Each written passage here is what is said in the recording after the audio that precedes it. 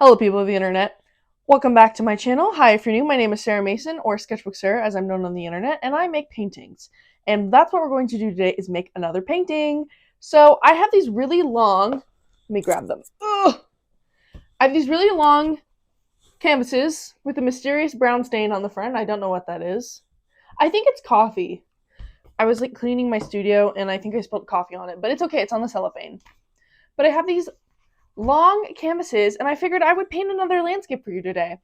And I've got something cooking in my mind. I'm thinking I want to do something different, something totally never done before by me. Not use pink, or at least that much pink. So I'm not going to completely not use pink because I want a tiny bit of pink, but I'm going to try to see how much pink I'm not going to use, because if you're familiar with my work, it is absolutely covered in the color pink. Everything everywhere all the time is pink, but I didn't always used to be that way. Some of my old paintings don't have pink in them. So I've been making a lot of work that has been dealing sort of with the same color scheme, and I've been really enjoying this sort of like blue, purple, and yellow pink combo. But I really like that this combo works best when pink is just sort of a very faint accent color. It's not the star of the show as it is in my normal work. And that's just sort of how the weather has been recently in Colorado. It's been a lot of just blue, and I went up to the mountains with my sister the other day, and we saw like these beautiful blue mountains, and at the bottom when it was at night, like all the city lights were lit up, and it looked like a bunch of like twinkling, sparkling lights. Like if you ever go in an airplane at night, you can like see the veins of your city, as Lord says, and you just see this like beautiful sparkling valley. And I just love the way that like humans are both like ruining the environment, but also like modernity and cities can be so beautiful at the same time. I think Claude Monet really touches on this in a lot of his work. Some of his favorite work of mine is work he did about the smog and the Industrial Revolution. And he does these beautiful impressionistic paintings, but they're essentially light that's only present because of the thick pollution that was in the London air. So like a lot of paintings of like really hazy bridges and like smoke. So I want to do that, but light pollution version in my style. I tend to go a bit overboard, and I tend to be a bit crazy. So we'll see where it ends up. I set out with the intention to make really beautiful, clean, and serious pieces of artwork, and then I completely lose my mind, and in the end, it just looks like something that Barbie would paint, but that's sort of my charm. Fine art, but make it fashion. I'm gonna use my little baby girl scissors. All wrapped up in cellophane. Series that we have. I really love long canvases. It kind of sucks that they don't fit that well onto social media, but I love the way they look. So I'm always really interested in like really long compositions. I've already cooked up my reference photo. Normally I just work straight from my own photos, but this one I couldn't like get the correct photo that I wanted, so I combined a few. But it's not gonna look like what it is now in the end anyway, so it doesn't super matter. It's just sort of to get the lighting right and make sure everything looked kosher. I missed. Thinking for the underpainting, we'll do ultramarine blue. This canvas is a little loose because it's been sitting in my basement for like 4 years. So I'm gonna take some water and just douse the back of this canvas in water. And because cotton shrinks, it'll shrink the canvas. It'll make it tight as a drum. That candle kind of scares me. Now I'm gonna take a big boy brush and fill in this canvas. I'm always scared these explode because they always do. I'm not quite sure what kind of style I'm gonna go for with this painting yet. I'm thinking something geometric, kind of like my sunflower piece I made of my sister, but we'll see. I don't know. I feel like my pieces always end up different from my initial sketch of what they do in my head, and that's like not something that I control with myself just because I don't like it. I have the most fun with my art when I let my process be kind of fluid, because when my process is too rigid and I'm too focused on like what I want the end product to look like, I can kind of lose sight of some happy accidents and like really work with the piece and have a journey with the piece. And Loki would be more boring if I just had this perfect executed vision from day one, and here's my sketch, and let me take it to final right now. And like I do that for commission work, because when I do a commission, I send a sketch to the client, and then I have the client approve it, and then I try to make the sketch look as close to the final as possible, because I can't turn in a painting to someone when I promised one thing and then it ends up looking completely different. So that's obviously a skill that I practice a lot. But when I'm working just on by myself and it's self-directed and I can do whatever I want and there are no rules, I really like to have fun and just enjoy the creative process to its max potential. I wish I could be one of those girlies who had this really organizational peg wall of all of their acrylics nice lined up in rainbow order, but unfortunately, I'm too messy for that, so I have to keep all of my acrylics in one big bin that I can rifle through, because if I don't keep it in a mess, but a contained mess, it's going to be a mess that's outwards. Like, I know if I just had a wall of them all lined up that, I would never hang any of them back up. They would just end up on my floor. So find organizational systems that work for you. In my palette today, we have titanium white, cadmium yellow dark. Ugh, this is my favorite yellow. I like the dark one. It just packs a bigger punch than the light one, in my opinion. Like, if I want to use like a light yellow, I'm going to use the fluorescent one or the lemon one. I'm not going to reach for a cadmium. I want cadmium to pack a punch. Alizarin crimson hue. This is my favorite red. This makes the prettiest darks, especially mixed with like a warm blue or green. Phthalo blue red shade. Another impactful blue. I don't like ultramarine as much because it's not as opaque, but I will use some of it. To me, ultramarine is like a really pretty color, but it's kind of a weak paint. Yellow ochre, permanent blue violet. I need to get more of this. This is just a tiny tube. Sometimes for like specialty colors that I don't use very often, I'll just buy the really tiny Amsterdam sample sizes because, having a giant tube of this is kind of impractical because I can mix this. And Viridian. I use Viridian a lot, so I did buy a big tube of Viridian. I've been using more purple though. I've haven't been drawn to purples in a long time. Spritz it like a beauty guru, and we're all ready to paint. I'm going to start out by just carving out my mountains from the sky because I think I'm going to keep the sky a bit lighter than the mountains. I always find that starting with the sky is one of the best ways to start up my landscapes off on a good foot. I feel like once I get that right, I can get the value right. And when it comes to landscapes, the best thing in order to do to make them look realistic and believable is really capture depth and capture lighting and value. And the sky is kind of the thing that you're going to be basing all of that off of. Or at least the way I do. I think I get the most accurate results when I make the sky the lightest part of the painting, and things get lighter as they go back and more contrasted and darker as they get forward and stand more upright. I learned this trick from Paint Coach on YouTube. I really like his landscape paintings. When I was first getting into landscapes, he is what helped me really hone my skills and make my landscapes look more believable. I felt like they just felt very flat, and I just didn't know how to simplify the shapes into something like understandable and something that I could recreate. Because for me, the best results from paintings come from when I understand my subjects and I understand the form. Because instead of just sort of guessing what the different shapes and colors that are abstract mean, it's better for me to understand why the things are shaped the way they are and like what that says about the three-dimensional surface of the form. It helps me better recreate them and stylize them in ways that I like and I personally find very visually pleasing. Landscapes used to be kind of tough for me. I grew up a portrait artist. I really wanted to do figure work, and I did a lot of portraiture, and I still do. I mainly do self-portraiture now, but I find the most fun and challenge out of landscape paintings. They're kind of the lowest amount of pressure for me, and I can sort of allow myself to have more fun in the empty spaces rather than in a portrait. Because a portrait, you have to make it look like the person at the end of the day, and that can be a fun challenge, and I did find it to be a fun challenge, and I still do. But with landscapes, you can play. Like, you can just do kind of whatever you want, and there's not a set of rules because everything is organic. Unless you're doing like a cityscape, but I tend to avoid those because I'm not a big fan of doing really intricate and rudimentary perspective. I think it's great for practice, and I try to sketch a lot of buildings. But for finished paintings like this, I tend to avoid it in general, unless you're doing cityscapes, which I have to like force myself to want to do because I just love organic shapes because you can just do whatever you want with them and it doesn't matter. But cities, if you make that angle look wonky, and it's going to throw off the perspective of the rest of your piece, and it's not going to make it look as believable. Where I think some artists' strengths really lie in being able to be precise about that and like seeing angles and making things look really geometric and refined, where my skills are in like lighting and color, and that just translates better into landscape paintings where the shapes can be organic and I can choose what I want, but as long as I get the right lighting and the shapes right, it'll look believable. Versus like a city, you have to get the perspective right in order to make it believable, but I'd say that like the lighting and things don't matter quite as much. So my journey with landscape painting started when I was a senior in high school, and I had done a lot of figurative work, and I felt like I had sort of done enough to be really technically skilled in that area, and I was comfortable, and I sort of was too comfortable, and I wanted something that would push my bounds a bit more.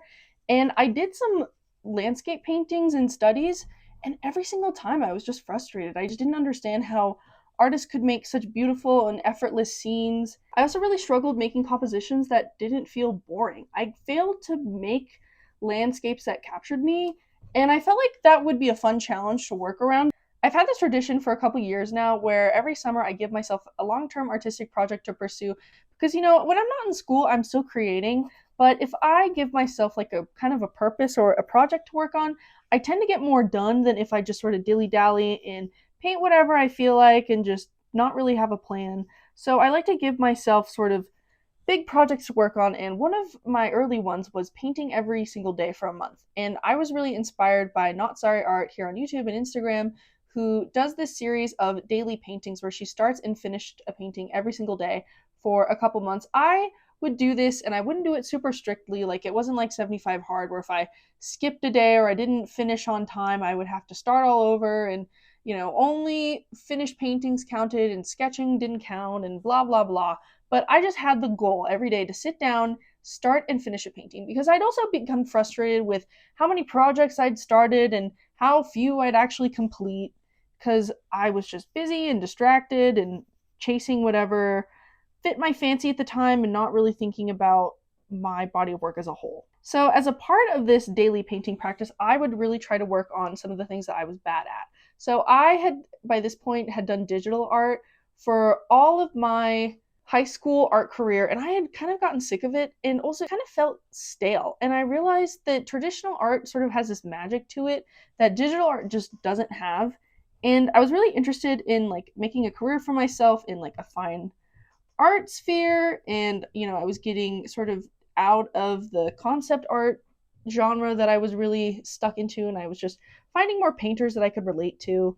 So I wanted to become a painter. So I would do these daily paintings, and a lot of them were landscapes. I tried to target my weaknesses, and that included landscapes, that included still lives, just sort of the traditional academic work that I didn't really find all that inspiring, so I didn't gravitate to it when I was feeling bored. But I like to push myself to grow, and I feel like in order to do that, it's really good to just do sort of the grunt work that's not the most exciting. It's not rendering a bunch of different eyeballs in your math notes because you're bored. It's like trying to learn to make art that's better than the art you could have made before. And they were fun. I slowly got better and I slowly got a bit more confident. And then I went off to art school where I got classically trained in drawing and perspective.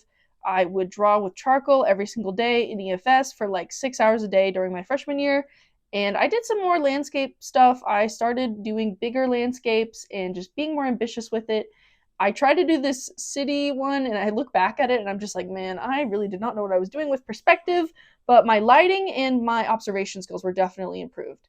And just kind of any observational work that you can get better at will improve your drawings no matter what you're doing, because just practicing the fundamentals in kind of every area will transfer over into different skills in all areas of painting, really. And just kind of any observational work that you can get better at will improve your drawings no matter what you're doing, because just practicing the fundamentals in kind of every area will transfer over into different skills.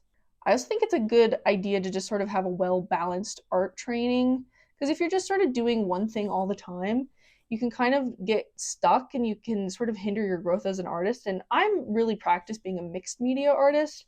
I really like my landscape paintings, but I do a lot of digital work. I do a lot of different types of painting, like I do acrylic, I do oil, I do watercolor, I do digital, I draw in my sketchbook. I just sort of try to get everything and everything in my art practice. And I find it informs each other. And I also find it a fun challenge to sort of keep the same look throughout all of my work. And like, how would my work look in different media? And how does the media reflect the look of my pieces? And how does that inform the style of it? So after freshman year, I came home from school and I decided I wanted to give myself a big long term project. So I had done AP art twice. And if you've done AP art, you know that the style of it is basically you have to create a portfolio of work with like a cohesive theme and usually like a cohesive look. If you want to get like a 5 at least, I don't know. This is just like what my art teacher told us the judges were looking for. I'm not like preaching this as gospel, but this is just what helped me get a 5. But a consistent look, a consistent theme, and like a consistent thesis, and just sort of like doing everything with intentionality. That's sort of the thing I got most out of AP art, was just knowing how to put together a series and how to think about work more critically and more academically than I had previously. So I decided to start my own series about exploring Colorado because I had just moved out for the first time ever. I had spent my whole life in Colorado. I moved around a lot as a kid because my parents were divorced and we just moved houses a lot, but we moved with all in the same area because my parents grew up moving around a lot and they both hated that. So they wanted to make sure that, even though my sister and I had to move houses a ton, we didn't have to like change schools and like make new friends. And, they just tried to keep our lives a bit more stable.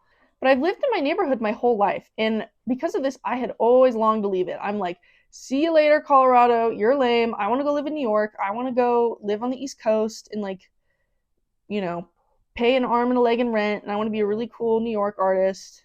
And then after I found about RISD, I'm like, well, I like RISD better than all the New York schools, so I guess I'll be a Rhode Island artist. I hadn't really grown a fondness or an attachment for Colorado, or a strong one, until I left it, where I went to school and I just wouldn't shut up about I'm from Colorado. I'm from Colorado. Oh, did you know I'm from Colorado? Oh my God, this reminds me of in Colorado. And everyone's like, okay, we get it. You're from Colorado. You love Colorado. And I don't know, it was just a weird thing that I had never appreciated what I've known my whole life. And I had always been someone who just talked endlessly about how badly I wanted to leave and how excited I was to move out of state. And then once I did, I realized I'm like, man, where I live is really cool. And there's a lot of parts about it I didn't appreciate enough.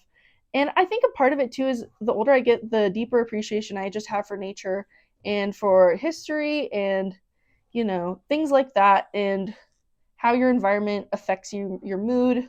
I just became a bit more outdoorsy and less concerned with like the internet as well, which is funny because I'm pursuing the internet now, but I like care the least about what the internet says. Like, I'm not watching drama channels anymore. I really just watch art videos, and I try to keep my YouTube pretty wholesome or interesting or informative. I still watch a lot of trash, don't get me wrong, but not compared to back in the day. Like, back in the day I was watching, like, I don't know, I was watching like Jeffree Star drama videos. Like, I wasn't watching like really riveting, artistic, inspirational stuff, guys, but who is it, I think that My Sister is high art. You can fight me on that.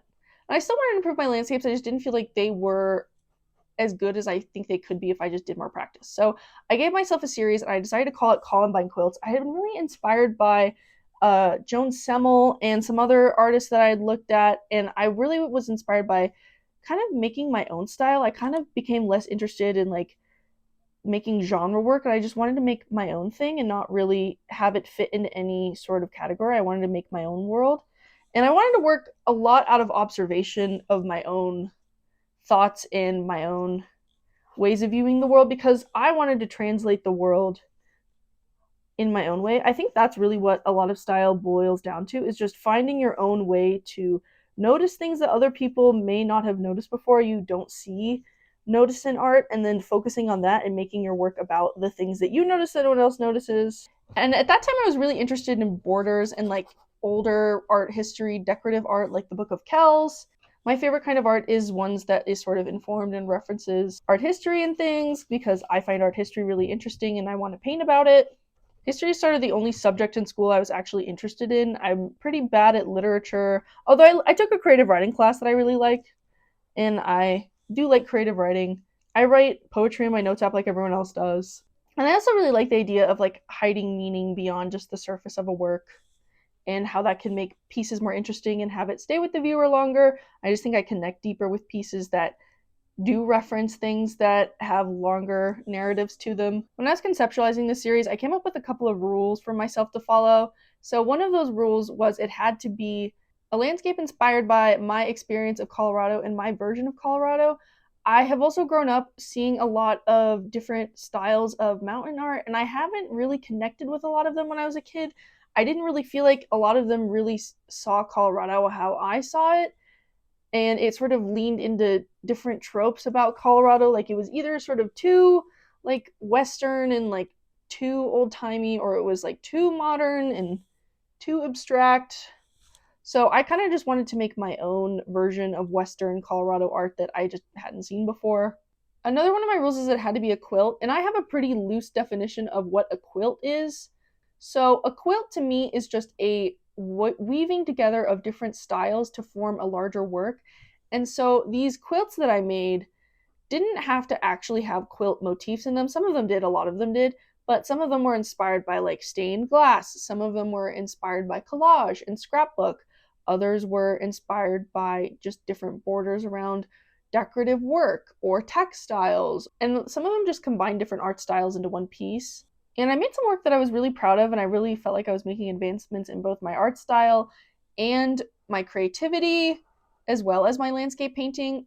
And I also just had a lot of fun. I wanted to push myself creatively and just sort of see what different things I could play with. And by this point, I had discovered using paint pens because I had worked on this piece that I wanted the rendering style to look kind of like digital art, and I wanted it to have like an embroidery look as well, and it looked sort of like glitchy but computer generated but also analog. So I wanted to blend a bunch of different things, and I had these paint pens laying around, and I had been experimenting with like doing a base in acrylic and then drawing on top, and I liked that look, so I decided to use it in a like serious piece, and I just love the result. I think it came out great. And then my mom really liked it, and she wanted a piece of my artwork for the dining room, and she commissioned me.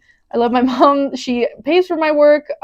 She doesn't get work for free unless it's a gift, but she will pay me for my art, which I really appreciate. She's super supportive, and she wanted a similar piece, but in a more naturalistic style of red rocks. So I did that for her, and it's hanging downstairs in my dining hall. And that piece broke some of my rules. It didn't have like a quilt motif. It didn't have a columbine in it, which was another rule. But then I'm like, it doesn't really matter. It still has the spirit of all my other work, so I decided to include it in the series anyway. And I had so much fun doing these pieces, and I felt like I really found my style as an artist. So when I went back to school, I really just started to push my style boundaries without the confinements of the rules I had set up for this piece. But I just wanted to see what I could make sort of in the same ballpark. And that ended up with me experimenting a lot and finding a lot of new ways that I wanted to work and I wanted to incorporate into my landscape stuff. So I made some experimental landscapes that like weren't of Colorado. Like I made one of this flamingo that was like a really big style breakthrough for me. I took an oil painting class for sophomore year, and I did a lot of figure stuff that was experimental, and then I would draw the experimental stuff onto my landscape second semester. And when I came home that summer, I really wanted to continue my Columbine quilt series, so I just picked up right where I left off, but I really didn't focus on my main two rules. I really just focused on creating a cohesive body of work and just really pushing my style and my skills to its max potential and just seeing how far I could stretch the series and have it still be a Columbine quilt in my mind. And I still did follow a lot of rules. Like I did still keep in mind the quilting aspect, more of like merging styles together. I definitely kept that and I pushed it, and I included Columbines in a lot of my pieces, but not all of them. And I even did a portrait of my sister for this, so I have a portrait within the series, and I included more animals, and I did more interesting landscapes. I played with like the shape of my canvas. I played more with some embroidery. And I just really wanted to see where I could take it. And I made some of my most successful work to date, in my opinion. I'm really proud of all of the pieces I made. I really am proud of the circular one. That one is probably my favorite to come out of this. My second favorite is the painting of my sister. And I finished with like a self portrait, and I think that it just really helped me find my style and hone my skills. So when it comes to landscape painting, I think just finding projects to work on and ways to make landscape painting engaging and interesting to you is the way to go about it. Because for me, like I said, I avoided landscapes for so long because I just thought they were so boring. I'm like, why would I paint like the mountains when I can like paint a scene of like people doing things? Like, how can I communicate the same level of emotion when I don't have a face or a portrait to work on? But now it's a challenge where I'm like, how do I convey that same level of emotion? And you can't convey like absolutely everything through a landscape, but I think the trying and the pursuit of it is the fun part, and like seeing how close you can get. And you'd be surprised. I work on landscapes, and I put a lot of theming, and I'm very intentional with the mood I want to create and like the time of day and the vibe I'm going for. And I'm like, oh, I don't know if people are gonna get it. I'm like, I hope I'm communicating clearly, because as an illustrator, you want to be able to illustrate your experience. And you're always nervous about putting it out and just being like, what if people don't get it? But almost every single time I have people on the internet and I have people in my critique in my real life my friends and my family, they come back to me and they say, oh, I like that this piece is about this. And then they just proceed to describe all of the things that I was very intentional about putting in there, and all of my Easter eggs and all of my different little nods to other works and other pieces in history and my experience and my life and everything. It's just so cool that people actually do pick up what I'm putting down. And it's so rewarding. And that's what keeps me motivated to make more and make them more complex and more interesting, and just see if I can really capture what I'm feeling as closely as I can get it. And oftentimes, like I said, my pieces start out one way and then they evolve and I add more things in. And as I'm thinking, it sort of becomes this breathing document. And by the end, it's become its own world. And I really like that about my work. It's not contained, it's just a snapshot of something bigger, to me at least. Has anyone else gifted like an absurd amount of Bob Ross merch? Like, I like the guy enough. I think he's chill. You know, I get the appeal of wholesome wholesome landscape painting tutorials, but at the same time, I don't need a bunch of his stuff. You know, I make my own paintings and I like my own landscape painters. I don't need a Bob Ross Chia Pet for Christmas, but thank you, Aunt Cheryl. It's okay. I'd rather get that than the crappy art supplies that I would get as a kid in those kits. Oh, you know, Christmas has gotten a lot better since I said, please stop buying me those. Like, it's not even like I'm a spoiled brat and I need like the best art supplies in the world. Like, literally, there is much better art supplies that is cheaper. Like, go buy me ballpoint pens. Like, I love multicolor ballpoint pens. That's my preferred medium. Get those at Dollar Tree. I would much prefer that than those crappy like $50 art kits. You ever make something look good and then absolutely ruin it? Me too. I love painting in public until I'm in like the really ugly stage. This isn't ugly. It's normally like in portraits, because my portrait ugly stages are crazy. Like, I think I'm a pretty good portrait artist, but every single time it starts out looking absolutely insane. Kind of higher stakes like that, like a portrait, and there are like people watching. I'm like, no, go away. Come back in like 30 minutes when I figure out what I'm doing and the nose is in the right spot and the eyes aren't cross-eyed. Like, please. I promise I'm better. But low-key, I'm the only one who cares, because every single time, even when I think it's super ugly and I'm like, please don't look at me, I get people coming up to me being like, wow, this is awesome. So I'm like, thank you. I love painting in public. I know some people are like scared of it, but I think it's the most fun ever. I love talking to old people. Like, 9 times out of 10, it's old people who want to come up and talk to you. And most of the time they're cool. Like, I don't run into old people who are weird or creepy most of the time, which is surprising, because that's not always the case. Gonna say that. But normally when you draw, like, I haven't been approached by that many crazy people, which is nice. But when I'm home from college, it's just like not doing much. So going out and interacting with random people and strangers can be like the most socialization I get all that week. Plus, I'm an extrovert. I'm a social person. I love talking to people about my art. I think it's a great way to meet people and just hang out, and like, I don't know, I like being a member of my community, as cheesy as that sounds. I think it's fun to exist in the world and interact with it and be present and offline. Every video I'm like, guys, get offline. But I don't know, I just find the more I prioritize my time offline, the more I'm happy and I'm more able to actually enjoy the time I do spend online. It's not like I'm like one of these people who thinks that everyone should just completely cut out all social media and live off the grid. I mean, clearly not. I'm on social media all hours of the day. And like, don't get me wrong, I'm a hypocrite. I'm on TikTok literally all day long. But I have definitely like made improvements with my relationship to being online in the last couple of years, because as someone like in high school, I didn't hang out with people outside of school all that often. I lived 40 minutes from my school and I didn't have a ton of friends. I just never really hung out with people outside of school when I was a kid, and I didn't want to play sports because I was unathletic and chubby and I had asthma, and I said no thank you. But I'm not shy, that's the point. After coming to art school, where it's like the polar opposite, where I'm social all the time, all day, every day, and in class, like, your classes aren't lectures where you go and you sit and you don't interact with people. Like, a lot of our classes are like 8-hour days where we critique everyone else's work, and like, and it's really great to be a part of the community like that. But at the same time, I'm just like, oh my gosh, this is the most socialization I've had in so long.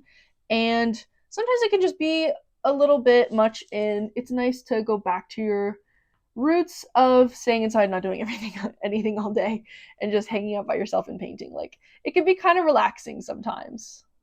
I'm an extrovert, but I need my time to recharge, and I need my time to be William Thoreau in the woods, contemplating nature and not speaking to many people, and being really bad at answering my texts. God, I'm so bad at answering my text messages. I feel so bad because I'm good at posting on social media, because that's like my New Year's goal is to share my art with other people, and that's really what it is. It's not like I need to be on social media for like likes and stuff. It's more that I want to share my art with people, and it's the best way to get my art out to people who might want to work with me in future. It's just how I make my money. But I am really bad at answering my text messages, so I feel bad for people who are like, I can see you're on Instagram, but you haven't responded to my text yet. So, because I get annoyed when other people do that to me. So I apologize. I'm trying to get better at it.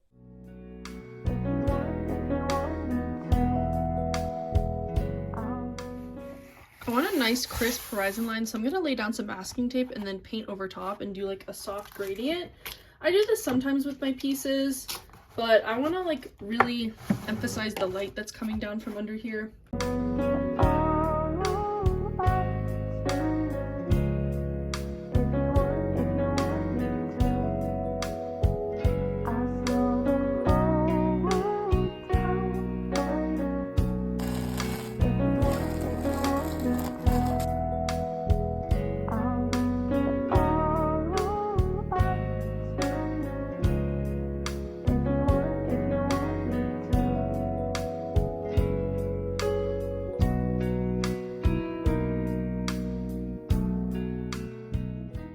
Alright, we're back. So I did some more playing with impasto on this side, and I'm pretty happy with how the trees on this side of the canvas are coming out. Also, apologies for how badly lit this is. Like, there is just no aesthetic way to light this canvas because it's like shiny blue dark acrylic, and my lights are warm, so it just looks fucking awful no matter what angle I put it at, unless I do this.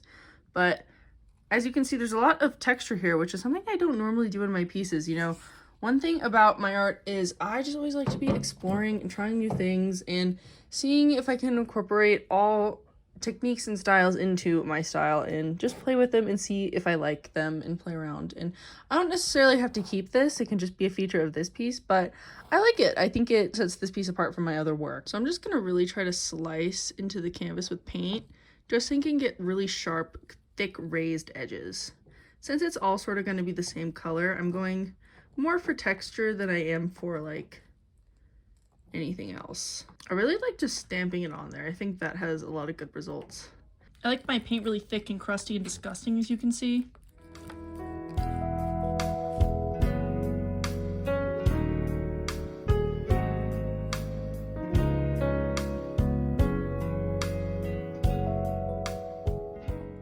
Right now I'm just placing in rough shapes for how I want my tree to look. I think I'm going to go back over and add some snow, but I want the tree to be pretty dark, if not the darkest part of the painting. I used to think in order to make realistic work, you had to make really tight work, but a lot of the times some more realistic stuff, like especially in landscape, it can be more loose. Well, I think realistic in like, not photorealistic, but realistic as in, like, I think a lot of impressionist painters can really find a really beautiful semi-realism that I find more enticing and more true to life than a lot of like straight up realism painters. I don't know, realism to me just kind of feels lifeless a lot of the time. I just can't connect with it as well.